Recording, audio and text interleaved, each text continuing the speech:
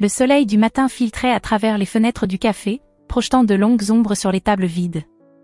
Je me tenais derrière le comptoir, passant mes doigts sur le bois usé, marqué par des milliers de tasses de café au fil des années. Dans quelques heures, je devrais remettre les clés de mon petit paradis, le Morning Light Café. Sarah, tu sais que c'est pour le mieux, déclara Margaret Richardson en ajustant son écharpe de créateur du bout de ses doigts parfaitement manucurés. Ma belle-mère avait ce don remarquable de rendre même la sympathie condescendante. Gérer un café n'est guère approprié pour une veuve dans ta situation. Ma situation. Comme si perdre James, il y a 3 mois, m'avait diminué, transformé de propriétaire d'un commerce prospère en quelqu'un nécessitant leur protection et leurs conseils.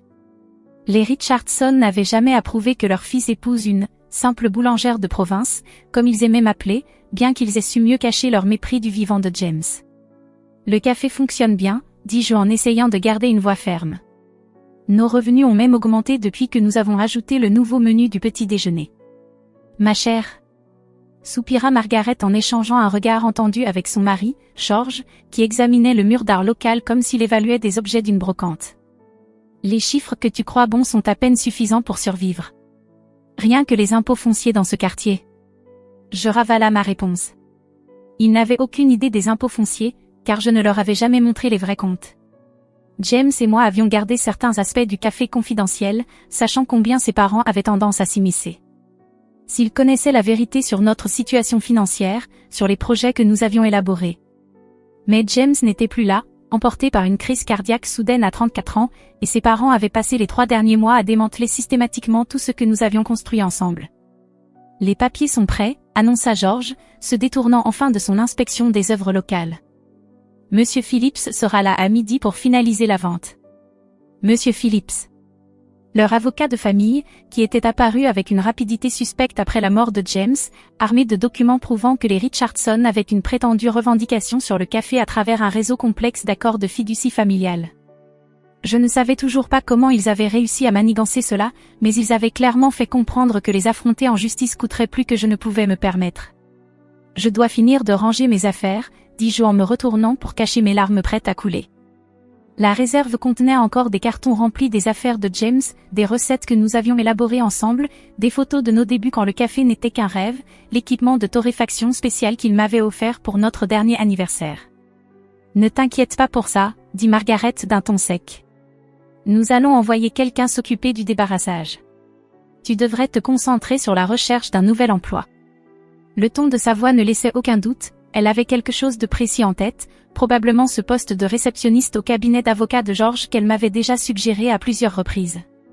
Un travail respectable, comme elle disait. J'attendis qu'il parte avant de m'effondrer.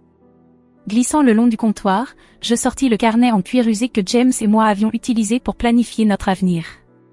À l'intérieur, derrière les notes de recettes et les prévisions de bénéfices, se trouvait une lettre du service d'urbanisme de la ville, datée de seulement 2 semaines avant la mort de James.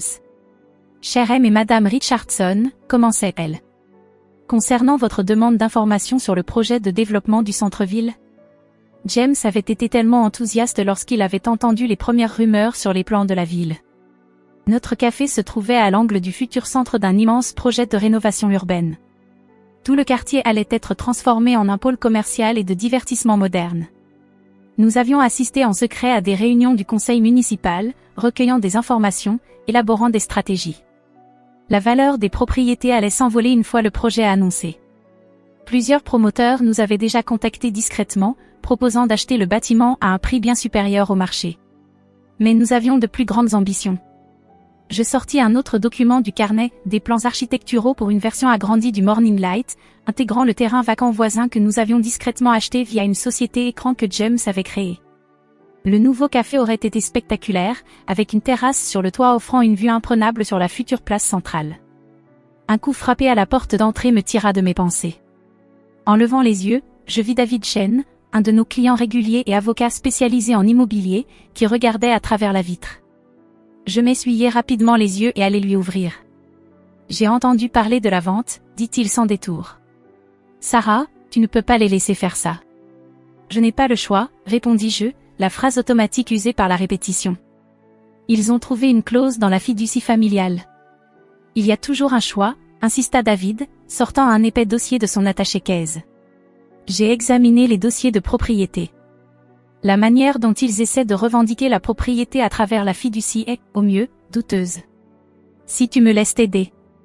Je secouai la tête. Je ne peux pas me permettre un combat juridique, David. Il me saignerait à blanc avant même qu'on arrive au tribunal. Il s'apprêtait à protester, mais s'arrêta, remarquant quelque chose dans mon expression. David n'avait pas été qu'un simple client au fil des années, il était devenu un ami, quelqu'un qui comprenait les dynamiques subtiles à l'œuvre. « Il y a quelque chose que tu ne me dis pas », dit-il lentement. Je jetai un coup d'œil à l'horloge. 10h45, la vente serait finalisée dans un peu plus d'une heure. Une partie de moi voulait tout dire à David, partager le secret que James et moi avions si soigneusement gardé. Mais l'autre partie, celle qui avait passé des semaines à planifier ce moment, savait qu'il valait mieux attendre. « Promets-moi juste une chose », dis-je en sortant une enveloppe de sous le comptoir. « Remets ceci à Margaret et George dans exactement 2 mois. » David prit l'enveloppe en fronçant les sourcils. « Sarah, qu'est-ce que tu... » « Promets-moi, insistai-je. 2 mois à partir d'aujourd'hui. Pas avant. Il glissa l'enveloppe dans la poche de sa veste, toujours soucieux. Au moins, laisse-moi vérifier les documents de vente avant que tu signes. Juste pour être sûr qu'il ne... C'est déjà fait, le coupai-je. Les termes sont fixés. Fais-moi confiance. Après le départ de David, je passai le temps restant à parcourir le café, touchant chaque table, chaque équipement. L'ancienne machine à expresso que James avait lui-même restaurée. Le mur de photos de nos clients accumulés en 5 ans d'activité. La table cachée dans le coin où il m'avait demandé en mariage, s'agenouillant avec une bague nichée dans une tasse de café, précisément à midi. La cloche au-dessus de la porte tinta. Monsieur Phillips entra, suivi de Margaret et George, tous 3 impeccablement habillés pour ce qu'ils considéraient clairement comme un tour de victoire. « On commence ?» demanda Monsieur Phillips, étalant des documents sur notre plus grande table.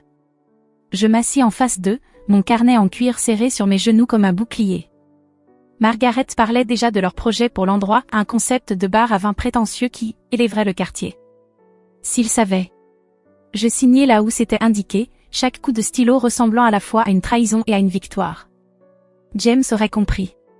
Il aurait vu la belle ironie de tout cela. « Voici les clés », dis-je en les posant sur la table.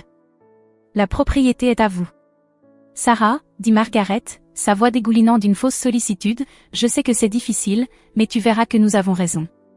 C'est vraiment la meilleure chose pour tout le monde. Je me levai, rassemblant mes dernières affaires.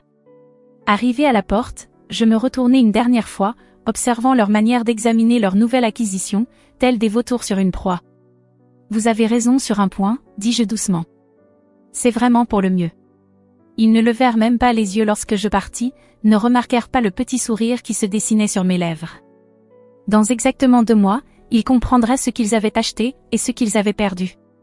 Mais pour l'instant, j'avais un plan à mettre en œuvre et une promesse à tenir pour James. La partie ne faisait que commencer. 2 semaines après la vente, j'étais assise dans mon petit appartement, examinant les documents que James et moi avions passé des années à réunir, évaluation immobilière, ordonnance de zonage, études d'impact environnemental, tous soigneusement classés dans des dossiers de couleurs différentes.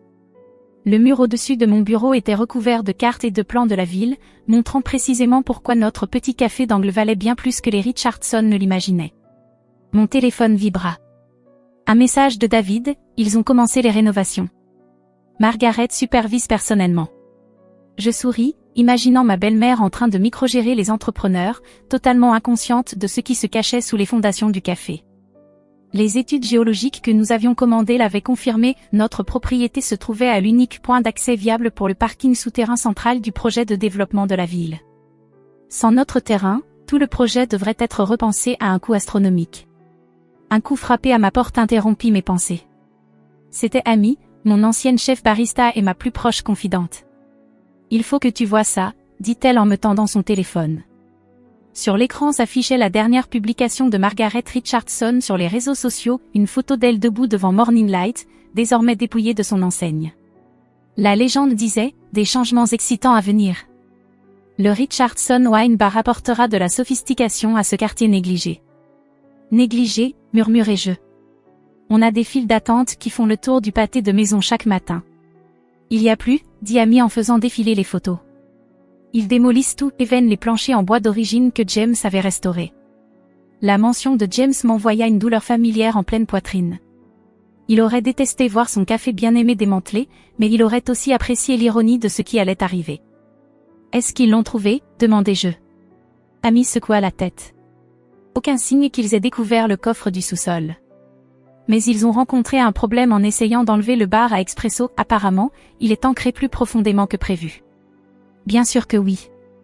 James avait installé ce bar lui-même, s'assurant qu'il dissimulait l'entrée du coffre où nous conservions nos documents les plus importants, including l'acte de propriété original avec sa clause très spéciale. « Des nouvelles de la mairie ?» demandai-je en me tournant vers mon mur de documents. Rien d'officiel encore, mais mon cousin du service d'urbanisme dit que l'annonce ne devrait plus tarder. Ils attendent juste les derniers rapports d'impact environnemental. Je hochai la tête en vérifiant mon calendrier. 6 semaines avant que David ne remette mon enveloppe au Richardson.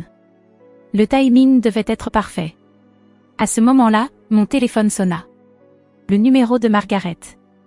J'avais ignoré ses appels depuis la vente, mais quelque chose me disait de répondre cette fois-ci. Sarah, sa voix contenait une tension inhabituelle, nous devons discuter d'un problème concernant la propriété. Je crois que la vente était définitive, répondis-je froidement. La propriété est à vous maintenant. Oui, eh bien, elle hésita. Nous avons rencontré des problèmes structurels pendant les rénovations. L'entrepreneur a découvert une sorte de pièce renforcée sous le rez-de-chaussée. Les plans que vous avez fournis ne mentionnaient aucun sous-sol.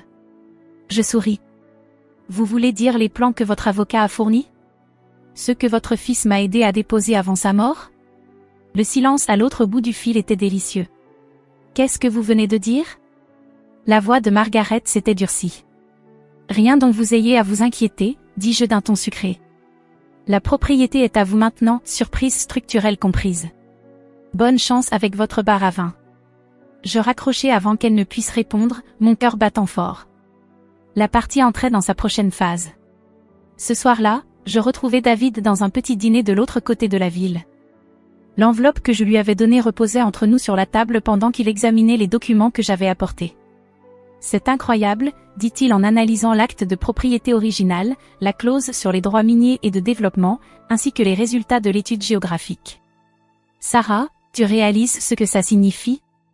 Ça signifie que les Richardson ont acheté une propriété de surface sans lire les petites lignes, répondis-je. Tout ce qui est en dessous du niveau du sol, including les droits d'accès dont la ville a besoin pour son projet, m'appartient toujours. David secoua la tête, impressionné. James t'a aidé à mettre ça en place? C'était son idée au départ. On savait que ses parents laisseraient quelque chose s'il lui arrivait quoi que ce soit. Ils n'ont jamais pu accepter qu'il ait choisi une autre voie que leur plan. Je repensais au jour où James avait annoncé à ses parents qu'il quittait leur cabinet d'avocat pour ouvrir un café avec moi. Le regard de dégoût sur le visage de George. Les larmes et accusations de Margaret, ils avaient passé des années à essayer de le contrôler via les fiducies familiales, sans jamais comprendre qu'il avait toujours un coup d'avance. La ville annoncera le projet de développement la semaine prochaine, dit David en consultant son téléphone. Une fois que ce sera fait, les prix de l'immobilier dans le quartier vont exploser. Les Richardson penseront avoir décroché le jackpot jusqu'à ce qu'ils essaient de vendre et découvrent qu'ils ne peuvent pas. Sans mon approbation, le développement ne pourra pas avancer. Les droits d'accès souterrains m'appartiennent. Ils vont se battre, prévint David. Ils ont des ressources, des connexions. Et moi, j'ai ceci, dis-je en sortant un dernier document. Une lettre écrite de la main de James, datée de quelques jours avant sa mort. Elle détaillait toutes les tentatives de ses parents pour le contrôler financièrement, leurs menaces quand il avait refusé de se plier à leurs exigences, et surtout, sa décision de protéger notre avenir en séparant les droits de propriété. Encore 2 semaines, dis-je en jetant un coup d'œil au calendrier. Ensuite, l'enveloppe sera livrée. Les jours suivants passèrent dans un tourbillon de préparation. Grâce au réseau de clients fidèles d'Amy, je gardais un œil sur l'avancée des rénovations des Richardson. Ils avaient finalement découvert le coffre, mais la porte renforcée résistait à toutes leurs tentatives pour l'ouvrir. Margaret était apparemment furieuse, convaincue que je cachais quelque chose de précieux à l'intérieur. Elle n'avait pas tort. Mais elle cherchait au mauvais endroit. Une semaine avant la date de livraison de l'enveloppe, la ville fit son annonce. Le projet de développement du centre-ville fut dévoilé en grande pompe, un investissement d'1 milliard de dollars qui transformerait notre paisible quartier en un centre urbain animé. Les valeurs immobilières doublèrent du jour au lendemain. Les agents immobiliers commencèrent à rôder comme des requins, multipliant les offres sur tous les biens disponibles. Les réseaux sociaux des Richardson explosèrent de publications autosatisfaites sur leur vision d'investissement, en acquérant le café. J'observais tout cela depuis mon appartement, ajoutant chaque nouvelle information à mon mur d'indices. Les plans de la ville incluaient désormais des rendus détaillés du parking souterrain, accessible uniquement via notre propriété. Les ingénieurs avaient confirmé qu'il n'existait aucune autre route sans nécessiter la démolition de bâtiments historiques. Puis arriva l'appel que j'attendais. Mademoiselle Mitchell? La voix appartenait à Daniel Morgan, le chef de projet du développement urbain. Nous devons discuter de la propriété située au 425 rue Oak. Le Richardson Wine Bar, demandai-je innocemment. Oui, enfin, c'est en partie pour ça que je vous appelle. Nous avons découvert certaines complications liées aux droits de propriété. Nos dossiers indiquent que vous détenez toujours le titre de certains aspects du terrain. Je me suis adossé à ma chaise, la lettre de James posée devant moi sur le bureau. Je suis au courant. Nous aimerions organiser une réunion pour discuter de l'acquisition de ces droits. Le calendrier du projet est plutôt serré. Bien sûr, répondis-je. Mais je dois vous prévenir, j'ai déjà reçu plusieurs offres. Il annonça un chiffre qui fit bondir mon cœur. Je lui opposai un montant plus élevé. À la fin de l'appel, nous avions un accord préliminaire qui ferait de moi une femme très riche. Mais ce n'était pas une question d'argent. Ça ne l'avait jamais été. 2 jours avant la livraison prévue de l'enveloppe, Margaret se présenta chez moi sans prévenir. Elle avait l'air différente, son habituel sang-froid parfait montrait des fissures. « À quoi jouez-vous » exigea-t-elle dès que j'ouvris la porte. Les promoteurs de la ville parlent sans cesse de complications avec la propriété. « Qu'avez-vous fait » Je la laissai entrer, l'observant tandis qu'elle découvrait mon mur couvert de documents, ses yeux s'écarquillant alors qu'elle commençait à comprendre. James m'a aidé à protéger notre investissement, dis-je simplement. C'est lui qui a fait ça? Vous avez essayé de prendre le café après sa mort. Alors, nous avons fait en sorte que vous ne puissiez prendre que ce que nous étions prêts à abandonner. Vous n'avez pas le droit de faire ça, murmura-t-elle. La propriété est à nous. Nous avons les papiers. Vous avez les droits de surface, rectifiai-je. Tout ce qui est sous terre, y compris les droits d'accès dont la ville a besoin pour son projet à $1 milliard, m'appartient. James s'en est assuré avant de mourir. Margaret s'effondra sur mon canapé, sa tenue de luxe semblant soudain déplacée dans mon modeste appartement. Pourquoi? Demanda-t-elle d'une voix faible. Pourquoi nous a-t-il fait ça? Pourquoi vous a-t-il fait ça? Je ne pus m'empêcher de laisser échapper un rire amer. Vous avez passé des années à essayer de le contrôler. À mépriser ses choix. À utiliser la fiducie familiale pour le manipuler. Il a construit quelque chose de réel, quelque chose d'honnête, et vous n'avez pas pu le supporter. Nous voulions le protéger, protesta-t-elle. Ce café, c'était tellement en dessous de lui. Ce café était son rêve, rétorquai-je. Notre rêve. Et maintenant, il va financer tout ce que nous avions prévu ensemble. Je lui tendis une copie des plans de développement de la ville, observant son visage tandis qu'elle saisissait toute l'ampleur de la situation.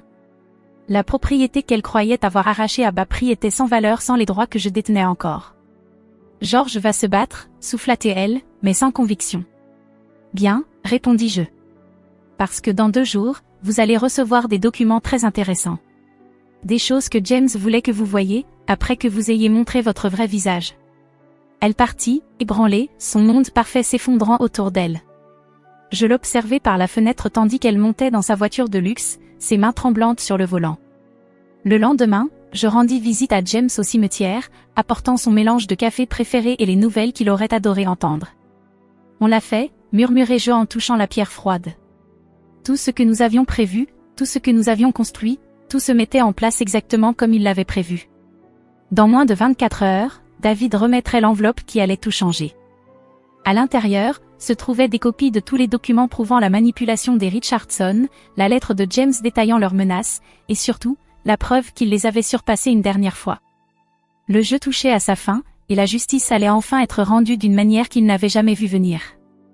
Le matin où David devait livrer l'enveloppe, j'étais assise dans son bureau, regardant le flux de vidéosurveillance du cabinet d'avocats des Richardson sur son ordinateur portable. À exactement 9 heures, il entra dans leur luxueux hall d'accueil, l'enveloppe à la main.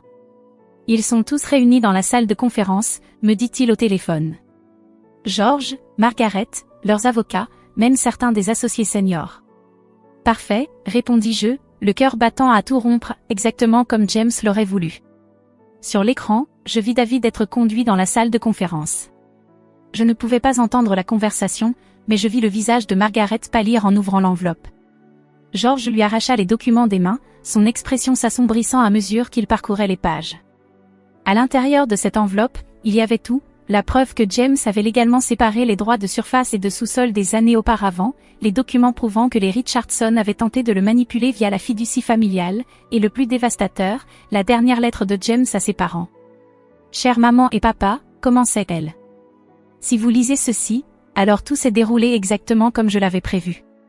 Vous avez tenté de prendre ce que Sarah et moi avons construit, pensant pouvoir simplement vous l'approprier. Mais j'ai passé des années à préparer ce moment, à protéger notre héritage de votre avidité. » Mon téléphone vibra. Un message d'ami, « Il faut que tu vois ça. Ils sont en train d'arracher le plancher du café. » Une photo était jointe, montrant des ouvriers perçant le bois dur, révélant le béton armé en dessous. Ils cherchaient manifestement quelque chose, sans réaliser que le véritable trésor n'était pas dans la voûte qu'ils avaient découverte. Sur l'écran de surveillance, George se leva brusquement, le visage déformé par la colère. Les autres avocats faisaient circuler les documents, leurs expressions de plus en plus préoccupées. « Ils viennent de trouver les actes de propriété », commenta David. « Ils réalisent que sans les droits souterrains, ils ne peuvent rien vendre aux promoteurs. Le bar à vin est sans valeur. » Un autre message d'ami, « Les inspecteurs municipaux viennent d'arriver. Ils affichent des avis de permis obligatoires pour modifications structurelles. » Tout se mettait en place, exactement comme James l'avait prévu. Les Richardson avaient été tellement pressés de prendre le contrôle du café qu'ils n'avaient même pas pris la peine de faire les vérifications nécessaires. Mon téléphone sonna. Daniel Morgan, du Bureau du développement urbain. « Mademoiselle Mitchell, dit-il sans détour, nous avons examiné votre contre-offre pour les droits de surface. Le conseil a approuvé le montant total. » Je souris en repensant aux chiffres dont nous avions discuté, presque 3 fois ce que les Richardson avaient payé pour l'ensemble du café. « Quand souhaitez-vous finaliser les documents ?» demandai-je. « C'est justement pour cela que j'appelle, » répondit-il. Les avocats des Richardson nous ont contactés. Ils crient à la fraude, affirmant que la séparation des droits de propriété n'a pas été correctement divulguée lors de la vente. « Vérifiez le contrat de vente, » dis-je calmement. Page 17, paragraphe 3, sous-section B. Ils ont signé en acceptant d'acquérir uniquement les droits de surface. C'est écrit noir sur blanc. Sur l'écran, je vis George sortir furieux de la salle de conférence, le téléphone collé à l'oreille. Quelques instants plus tard, mon téléphone sonna à nouveau, son numéro. « Vous avez tout orchestré », gronda-t-il dès que je décrochai. « Vous et James, vous nous avez tendu un piège. » Après avoir raccroché, je regardais sur le flux de sécurité alors qu'il retournait dans la salle de conférence. Les autres avocats rangeaient leurs mallettes, manifestement désireux de ne pas être mêlés à ce qui allait suivre. Margaret était assise seule à la table, toujours en train de lire la lettre de James. À travers les images granuleuses, je pouvais voir des larmes couler sur son visage. Dans l'après-midi, la nouvelle du projet de développement avait fait les gros titres des médias locaux. La valeur des propriétés dans le quartier monta en flèche à mesure que les détails de la transformation prévue étaient révélés. Le concept de bar à vin des Richardson, qui semblait déjà prétentieux auparavant, paraissait maintenant totalement déplacé dans ce qui allait devenir le quartier commerçant et de divertissement le plus prestigieux de la ville. Je retrouvai Amy pour un café dans notre ancien café rival, de l'autre côté de la ville. Elle me tendit son téléphone, où les réseaux sociaux s'enflammaient avec l'histoire. « Ils disent que les Richardson se sont fait escroquer », dit-elle en faisant défiler les commentaires. « Mais tous ceux qui connaissent la vraie histoire célèbrent ce qui s'est passé. Tu devrais voir ce que tes anciens clients disent. » Je souris, me rappelant tous les habitués qui nous avaient soutenus au fil des ans et qui avaient compris ce que Morning Light représentait pour la communauté. Ils sauraient apprécier la justice de tout cela. Un message de David interrompit notre conversation. Margaret est là. Elle veut parler. 20 minutes plus tard, j'entrai dans le bureau de David et trouvai ma belle-mère assise seule, paraissant plus petite et plus âgée que dans mes souvenirs. La lettre de James reposait sur la table entre nous. « Pourquoi ne nous a-t-il rien dit ?» demanda-t-elle doucement. « À propos des plans de développement, de ce que vous construisiez ensemble ? Auriez-vous écouté ?» rétorquai-je. « Ou auriez-vous essayé de prendre le contrôle de tout cela aussi ? Elle tamponna ses yeux avec un mouchoir en tissu coûteux. Nous pensions le protéger. La famille s'appelait The Legacy. James a construit son propre héritage, dis-je fermement. Morning Light n'était pas juste un café, c'était la preuve qu'il pouvait réussir selon ses propres termes, sans votre argent ni vos relations. Et maintenant, demanda-t-elle. Que se passe-t-il maintenant? Je sortis l'offre finale de la ville pour les droits en sous-sol et la fis glisser de l'autre côté de la table. Ses yeux s'écarquillèrent en voyant le montant. C'est ce que vous devrez affronter si vous engagez une action en justice, expliquai-je. Tous les grands promoteurs de la ville veulent ces droits. Ils attendront des années pendant que vous vous embourbez dans les procédures judiciaires, mais au final, les lois sur la propriété sont claires. James s'en est assuré. Et la lettre? Sa voix se brisa. Ce qu'il a écrit sur nous, sur la façon dont nous l'avons traité? C'était son dernier cadeau pour vous, dis-je doucement. Une dernière chance de comprendre qui il était vraiment, ce qui comptait vraiment pour lui. Je la laissai là, avec la lettre et le contrat, sachant qu'elle avait des décisions à prendre. Les Richardson pouvaient se battre, dépenser des fortunes et des années en justice, mais ils ne pouvaient pas changer ce que James avait fait. Il avait protégé notre rêve, veillant à ce qu'il survive, même sans lui. 2 semaines plus tard, je me tenais là, regardant les ouvriers retirer l'enseigne Richardson Wine Bar de la façade du café. La vente des droits en sous-sol était finalisée, me rendant suffisamment riche pour racheter les droits en surface au double du prix qu'ils avaient payé. Morning Light rouvrirait exactement comme James et moi l'avions prévu. Le nouveau design intégrant à la fois le bâtiment historique et des éléments modernes qui compléteraient le projet de développement. Le jardin sur le toit dont nous avions rêvé allait finalement voir le jour. Alors que notre ancien équipement était réinstallé, y compris la machine à espresso adorée de James, les entrepreneurs n'avaient jamais réussi à ouvrir le coffre. Ce qui était parfait. Son contenu avait déjà rempli son rôle. David me rejoignit tandis que je déverrouillais la porte d'entrée, la clochette familière retentissant au-dessus de nous. Ils sont toujours sous le choc, demanda-t-il en parlant des Richardson. George a pris sa retraite hier. Margaret n'a pas été vue au country club depuis des semaines. Je passai ma main sur le comptoir, me remémorant toutes les matinées où James et moi avions préparé notre avenir entre 2 clients. Ce n'était jamais une question de leur faire du mal, dis-je. James voulait juste qu'ils comprennent que la réussite ne ressemble pas toujours à ce qu'ils imaginaient. Le soleil du matin traversa les vitres, projetant la même lumière chaleureuse qui avait inspiré le nom du café. Sur le mur, j'accrochai une nouvelle photo, James, le jour de l'ouverture, 5 ans plus tôt, son sourire radieux alors qu'il servait notre tout premier client. En dessous, j'encadrerai une copie des plans de développement de la ville, où Morning Light apparaissait comme la pierre angulaire du quartier transformé, exactement comme nous l'avions imaginé. Mon téléphone vibra, un message de Margaret. Il serait fier de toi. De ce que tu as construit. De ce que tu as protégé. Peut-être que c'était un début. Peut-être que la compréhension vient par petites touches, à travers des prises de conscience tardives mais qui comptent malgré tout. Je me préparais pour la réouverture, mesurant les grains de café dans le moulin que James avait réglé à la perfection. L'arôme familier emplit l'air tandis que des clients commençaient à faire la queue dehors, attirés par l'enseigne de la réouverture et la promesse de quelque chose à la fois ancien et nouveau.